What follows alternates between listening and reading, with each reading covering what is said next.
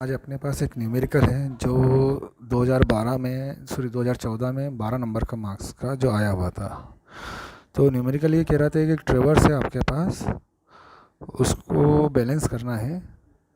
ठीक है, तो एक बार न्यूमेरिकल मैं आपको पढ़ देता हूँ।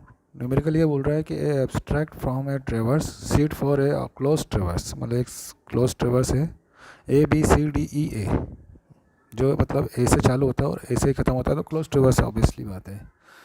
ठीक है, is given balance the traverse by transit rule और बाउडिच रूल। या तो ट्रांजिस्ट रूल से इसको सॉल्व कर दो या बाउडिच रूल से सॉल्व कर दो, किसी भी एक रूल से आप सॉल्व करो। तो आपको मैंने बता चुका था कि ट्रांजिस्ट रूल और बाउडिच रूल में ज़्यादा कोई बड़ा डिफरेंस नहीं होता है।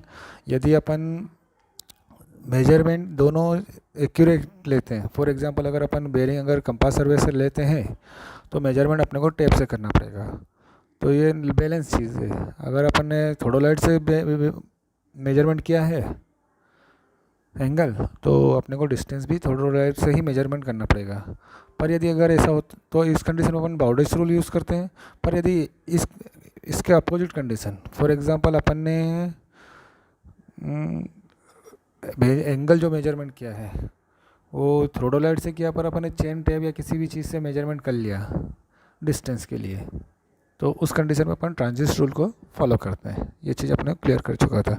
तो अपन न्यूमेरिकल इस तरह है कि लाइन आपको दी हुई है ए से बी से सी से डी से ई और ई से ए। लेंथ दी हुई है 89.31, 219.76, 151.18, 159.10 और 232.26। अब हमेशा याद रखना कि अगर रिड्यूस सर्कल बेरिंग या होल सर्कल बेरिंग दोनों आपको दी हुई होगी, यदि रिड्यूस सर्कल बेरिंग दी हुई तो आपको उसको होल सर्कल बेरिंग में कन्वर्ट करना पड़ेगा। यदि होल सर्कल बेरिंग दी हुई तो कोई दिक्कत नहीं। इसमें आपको रिड्यूस सर्कल बेरिंग में दिया था केवल डाटा, तो मैंने आपको उसमें होल सर्कल बेरिंग में कन्वर्ट करके दे दिया है। फॉर एग्जांपल इसने दिया है कि reduce circle bearing north 45 degree 10 minute east, A से बी की लाइन के लिए। बी से सी लाइन के लिए इसने दिया है नॉर्थ 7205 डिग्री ईस्ट। सी से डी जो दिया हुआ है 18 डिग्री 08 मिनट ईस्ट की तरफ। इसी तरह डी से ई साउथ 48 डिग्री 43 मिनट वेस्ट। इसी तरह ई से ए नॉर्थ 59 डिग्री 180 मिनट वेस्ट। ठीक है, ये आपको दिया हुआ। अब यदि ये होल सर्कल बेयरिंग है तो आपको रिड्यूस सर्कल बेयरिंग में निकालना आपको बहुत अच्छे से याद है। For example first a b की बात करें अपन, तो ए से बी क्या दिया हुआ 45 डिग्री 10 मिनट, ये आपका 45 डिग्री 10 मिनट। चूँकि ये फर्स्ट क्वाड्रेंट में है तो इसको आर सी बी और डब्ल्यू सी बी सेम होगा। ठीक है, तो अपन इसको लिख सकते हैं होल सर्कल बेयरिंग में 45 डिग्री 10 मिनट। ठीक, इसी तरह बी से सी डिग्री जो है, बी से सी लाइन है, वो भी आपको 72 डिग्री 05 मिनट, मतलब 5 मिनट दिया हुआ है। नॉर्थ टू ईस्ट, ये भी फर्स्ट क्वाड्रेंट में है, तो इसका भी अपन अगर होल सर्कल बेयरिंग निकालें, ये रिड्यूस सर्कल बेयरिंग में है, इसका होल सर्कल बेयरिंग सेम रहेगा। क्यों? क्योंकि फर्स्ट क्वाड्रेंट में है, ये आपको मैं बता चुका था पहले भी। अब दूसरे जो सी से डी जो लाइन दी हुई है वो इन्हें थर्ड क्वाड्रेंट में दी, सेकेंड क्वाड्रेंट में दी। ये वाला एंगल दिया हुआ है 72 डिग्री 5 मिनट। ठीक है, ये साउथ है, ये ईस्ट है, और ये नॉर्थ है, और ये वेस्ट है। ठीक है, तो ये है रिड्यूस सर्कल बेयरिंग। तो इसको होल सर्कल बेयरिंग में कन्वर्ट करने के लिए क्या करेंगे अपन, 180 में से माइनस कर देंगे। तो 180 डिग्री माइनस 72 डिग्री 5 मिनट, मतलब अगर ये पूरा 180 डिग्री है, ये अगर इसमें से इतना मैं माइनस कर दूं तो मुझे ये वाला मिलेगा, ये वाला पोर्शन। और ये क्या होता है, ये होल सर्कल बेयरिंग होता है। ठीक, इसी तरह अगर मैं, ये तो हो गया सी डी से ई की बात करें, डी से ई की जो बेयरिंग दी, ये वाली दी हुई इसने, ये कितनी दी हुई है 18 degree 48 minute 43 degree 48 degree 43 minute. ठीक, अब अपने को इसकी होल सर्कल बेयरिंग निकालें, तो अपने को अच्छे से मालूम है होल सर्कल बेयरिंग ये टोटल होती है। ठीक, तो ये कितना है, ये अच्छे से दिख रहा है 180 डिग्री है, तो 180 डिग्री प्लस 48 डिग्री 43 मिनट, तो ये आपके पास आ जाएगा ये टोटल आ जाएगा 228 डिग्री 43 मिनट। ठीक है, इसी तरह लास्ट जो है ये जो दी हुई आपको 59 डिग्री 18 मिनट, और पूरा होल सर्कल बेरिंग ये होता है। तो मतलब 360 में से अगर मैं ये माइनस कर देता हूँ, माइनस 59 डिग्री 18 मिनट, तो आपके पास होल सर्कल बेरिंग आ जाएगा। इस तरह आप अगर टेबल में देखें, अपन ने ये टेबल है, तो टेबल में अपने को लाइन होल सर्कल बेरिंग की लाइन मिल गई है 45 डिग्री 10 मिनट। ए से बी से सी की लाइन मिल गई है होल सर्कल बेरिंग के लिए 72 डिग्री 0 मिनट। सी से डी की होल सर्कल बेरिंग आ गई 161 डिग्री 52 मिनट। डी से ई 228 डिग्री 43 मिनट, और ई से ए 300 डिग्री 42 मिनट। ठीक है, तो ये आपका होल सर्कल बेरिंग, ये स्टेप फर्स्ट कंप्लीट हो गई। अब इसके लिए अपन लेटीट्यूड और डिपार्चर निकाल लेते हैं। ठीक है, लेटीट्यूड का आपको मालूम, मैंने क्या बोला था, ये होता है आपका, ये अगर ये है और ये, तो ये डिपार्चर होता है और ये लेटीट्यूड होता है। और हमेशा याद रखना लेटीट्यूड के साथ ही थीटा बनता है, थीटा, कोई डाउट नहीं। तो लेटीट्यूड इक्वल्स टू क्या होता है, ये अगर लेंथ मेरे पास दी हुई है, जैसे ए बी की लेंथ कितनी दी थी अपने को 89 डिग्री 31 मिनट। ठीक है, तो 89 डिग्री 31 मिनट कोस थीटा, थीटा कितना दिया हुआ बेरिंग अपने को, होल सर्कल बेरिंग दी हुई है 45 डिग्री 10 मिनट। हमें इसे याद रखना कि अगर रिड्यूस सर्कल बेरिंग आपको दी हुई है तो अपन उसको होल सर्कल में कन्वर्ट कर लेंगे। ठीक, अरे यार सॉरी,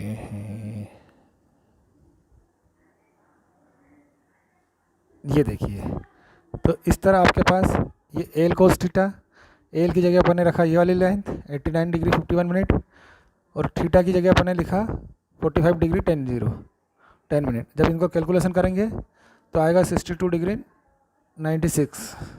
इसी तरह L2 कोस थीटा 2 आ जाएगा। L2 क्या है अपने पास 219 degree 219 degree 76 minute, sorry 219 degree 76, अरे लेंथ है यार, उन डिग्री में कहाँ से आ जाएगी, 219.76 metre into cos theta, theta की वैल्यू है 72 डिग्री 05 मिनट। जब इसको मल्टीप्लाई करेंगे अपन तो आपके पास आएगा 67.60 मीटर।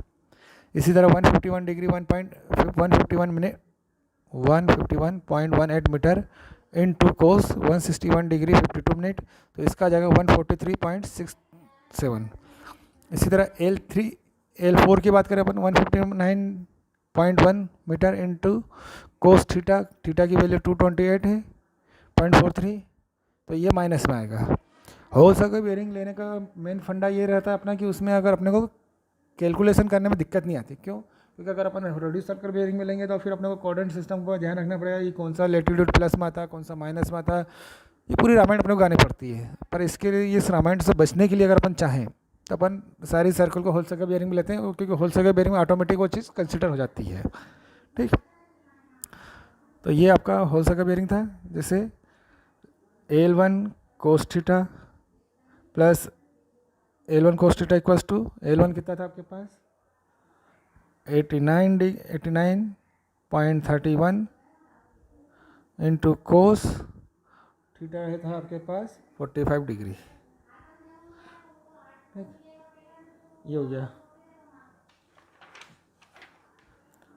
इसी तरह L2 is to cos theta 219.76 into cos theta की वैल्यू कितनी है 72 डिग्री।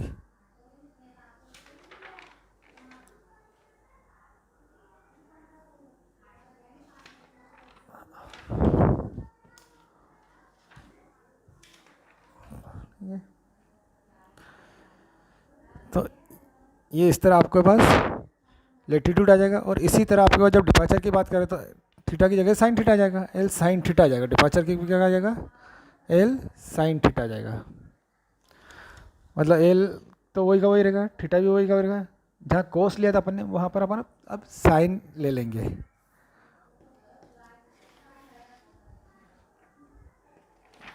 ठीक है, यहाँ तक कोई दिक्कत नहीं। अब आपके पास एल कोस थीटा मिल गया, मतलब लेटीट्यूड मिल गया आपको, और L sine theta, sorry L cos theta मतलब लेटीट्यूड, और एल साइन थीटा मतलब डिपार्चर आपको मिल चुका है। ये लेटीट्यूड है और ये डिपार्चर है। ठीक है, अब अपन करेक्शन की बात करें तो करेक्शन ऑफ लेटीट्यूड, मतलब लेटीट्यूड में करेक्शन करना है अपने को, तो क्या होगा, C L equals to L upon a into ये, जहाँ एल क्या है, लेंथ ऑफ लाइन, मतलब जैसे ए बी लाइन का अगर करेक्शन करना है तो 89.31 हो जाएगा। सम ऑफ एल क्या है, सम ऑफ एल मतलब ये सम ऑफ लेटीट्यूड, मतलब ये जो चीज़ है इन सब का सम, एलजेब्रिक सम, मतलब प्लस में आया तो प्लस करना है, माइनस में आया तो माइनस करना है। ठीक है, ये इन सब का सम, समेशन ऑफ एल ये रहा कैपिटल एल, मतलब जो पूरी लेंथ का सम। तीन चीज़ समझ में आएगा आपको। देखो मैं समझाते हैं वापिस।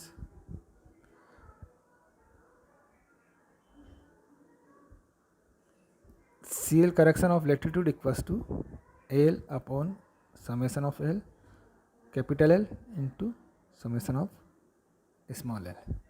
ये है सम ऑफ लेटीट्यूड, ये लेंथ ऑफ लाइन, और ये सम ऑफ लाइन। ये क्या है, length of line, length of line, ये सम ऑफ लाइन, और ये सम ऑफ लेटीट्यूड। इसमें सम ऑफ लेटीट्यूड कितना दिया आपने को, 0.5, ये रहा sum of latitude. Sum of length ये रहा, और L1 एक लाइन में करेक्शन करना है तो ए बी लाइन में करेक्शन करना है तो ये रहा, बी से सी लाइन में करेक्शन करना तो ये है, सी से डी लाइन में करेक्शन करना तो ये है, डी से ई लाइन में करेक्शन करना तो एल की जगह ये आ जाएगा, और डी ई से ए करना तो ये आ जाएगा। इस तरह आपको करेक्शन इन लेटीट्यूड आ जाएगा। इसके बाद करेक्शन इन डिपार्चर की बात करें अपन, ये वाला पर एक करके देख लेते, करके दिखा देते हैं। एल की जगह क्या आ जाएगा, एल की जगह 89 आ जाएगा, 89। सम ऑफ एल 851.61 आ जाएगा इंटू 0.5। ठीक है, ये आ जाएगा आपका, इसका वैल्यू आ जाएगा 0.052। इसी तरह जब अपन लाइन ए बी के लिए निकालेंगे,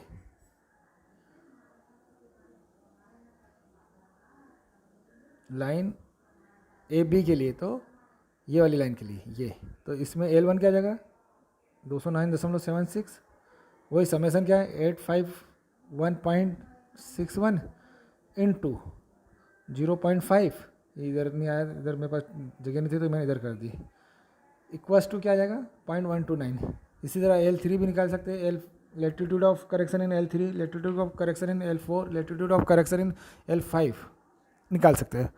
अब इसी तरह अपन latitude correction in latitude, sorry correction in departure, departure में करेक्शन निकालेंगे तो फॉर्मूला एज इट इज रहेगा, correction of departure D equals to L upon summation of L. अब यहाँ आ जाएगा समेशन ऑफ डिपार्चर, ये एल की जगह 89.1331 अपॉन में आ जाएगा 851.61। ठीक है, इनटू अब सम ऑफ डिपार्चर कितना है 0.235। इसको जब करेक्शन करेंगे अपन, कैलकुलेट करेंगे तो वो आपके पास आ जाएगा ये 0.02। इसी तरह correction of departure in line B से सी, बी से सी की लाइन की वैल्यू अपने पास मालूम है, L 219 है,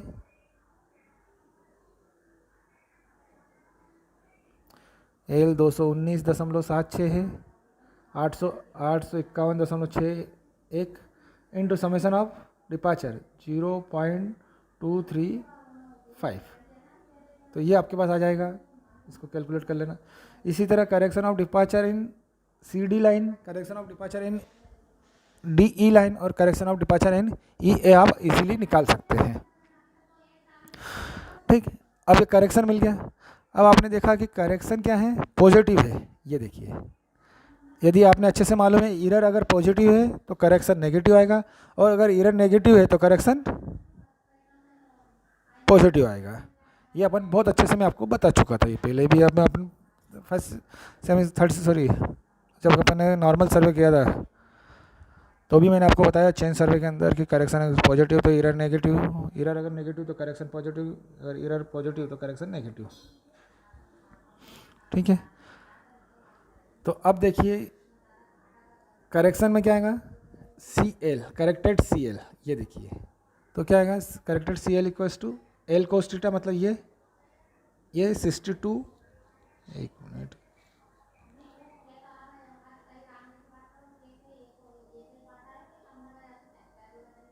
माइनस 0.052, क्यों, क्योंकि पॉजिटिव है तो करेक्शन नेगेटिव हो जाएगा, सब जगह पॉजिटिव है तो करेक्शन नेगेटिव है। तो ये जब माइनस करेंगे अपने तो पास, तो क्या आएगा, अपने पास आएगा 62.905। ठीक है,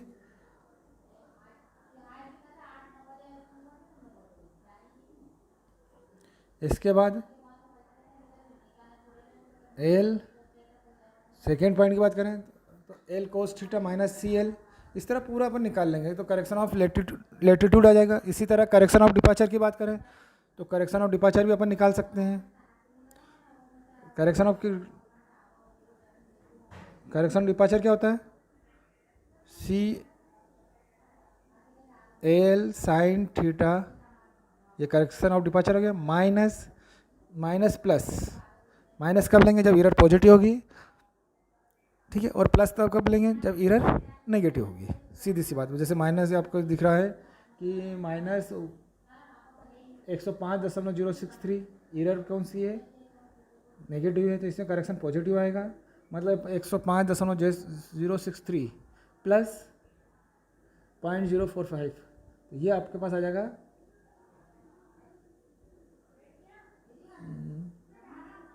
नहीं, माइनस वो करेक्शन हो, हाँ वही, करेक्शन इज पॉजिटिव तो एरर इज नेगेटिव, एरर अगर नेगेटिव है तो करेक्शन पॉजिटिव आएगा, और करेक्शन अगर एरर अगर पॉजिटिव है तो करेक्शन नेगेटिव आएगा। ठीक, अब corrected angle and corrected bearing, ये चीज़ अपने को निकालनी है। तो एंगल कितना करेक्टेड है और करेक्शन ऑफ बेयरिंग अपने को निकालना है। तो अब और करेक्टेड लाइन निकालनी है। तो करेक्टेड लाइन कैसे निकालेंगे अपन, करेक्टेड लेटीट्यूड निकाल लिया अपन ने, करेक्टेड अपन ने डिपार्चर निकाल लिया, तो करेक्टेड लाइन का फार्मूला मैंने आपको बताया था, याद हो तो, कि क्या होता है,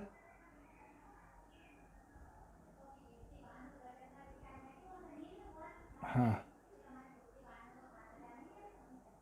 ये हो, देखो करेक्टेड लाइन की बात करें अपन, सॉरी यार, corrected line, length of correction, जो लेंथ है उसमें करेक्शन करने की बात करें अपन, तो लाइन ऑफ ए बी की लेंथ पहले कितनी थी, 89.31, पर अब लेटीट्यूड और डिपार्चर अपन ने करेक्ट कर चुके हैं, तो लेंथ ऑफ ए बी कितना होगा, सी एल करेक्टेड का स्क्वायर प्लस सी डी का स्क्वायर, मतलब करेक्टेड डिपार्चर का स्क्वायर प्लस करेक्टेड लेंथ है लेटीट्यूड का स्क्वायर का अंडर रूट, ये हो जाएगा आपका करेक्टेड लेंथ। ठीक है, तो इस तरह करेक्टेड लेंथ आ जाएगी आपके पास। फॉर ए बी की लेंथ, जैसे इसको अब सॉल्यूशन करें तो ओरिजिनल 89.31 थी, और जो एक्यूरेट करेक्टेड जो लेंथ है वो क्या आएगा, 89.25 आ जाएगी। ठीक है, इसी तरह बी सी की लेंथ क्या आ जाएगी, 219.65, सी डी की लेंथ आ जाएगी 151.24, डी ई की लेंथ आ जाएगी 159.18, और ई ए की लेंथ आ जाएगी 232.23। ठीक, तो ये आपकी करेक्शन ऑफ लेंथ, मतलब जो लेंथ ए बी जो अपन ने गलती करी थी मेजर करने में, वो करेक्टेड लेंथ आ चुकी है आपके पास। अब आखिरी बचता है करेक्शन ऑफ बेयरिंग, मतलब जो थीटा है, होल सर्कल बेरिंग जो गलत